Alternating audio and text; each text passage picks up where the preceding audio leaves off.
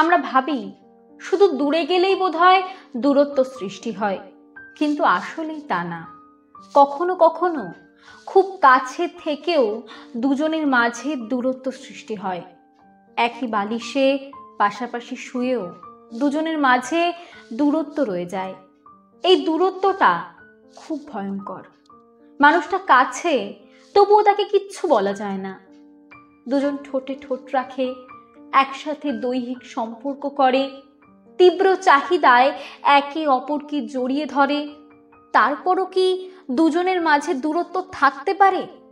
হ্যাঁ, পারে। কত সুন্দর সম্পর্ক নষ্ট হয়ে যায় এই দূরত্ব মেটাতে না পেরে। এই দূরত্বটা শরীরের না, এই দূরত্বটা মনের। শরীর তো ছুঁয়ে দেওয়া যায় সময় অসময়, কিন্তু মন ছুঁয়ে দেখার সাধ্য আছে কজনের? মনের কাছাকাছি আসতে পারে কজন রাখে মনের খবর?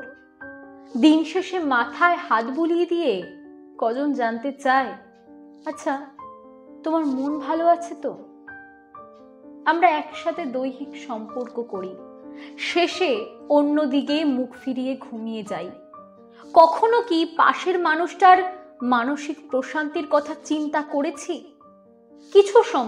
কিছু সময় ব্যয় করে ভেবে দেখেছি মানুষটা মনের দিক থেকে আমার সাথে ভালো আছে কিনা, বা সে কি চায়?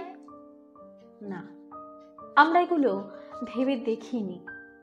আমরা ভাবি সংসারটা তো করছি, আমরা তো তার সাথেই আছি, তার দায়িত্ব পালন করছি, একসাথে থাকলাম, খেলাম, দৈহিক সম্পর্ক করলাম, ব্যাস, আর কি?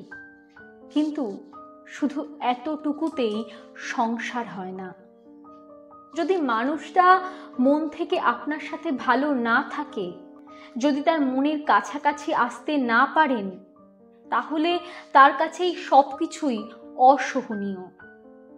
শুধু সাথে থাকলেই পাশে থাকা হয় না, শুধু কাছে আসলেই সব দূরত্ব মিটে যায় না।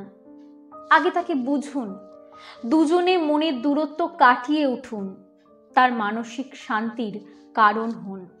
দেখবেন তখন সংসারটা স্বপ্নের মতো মনে হবে, আর স্বপ্নের সেই সংসারে দুজনেই খুব ভালো থাকতে পারবেন।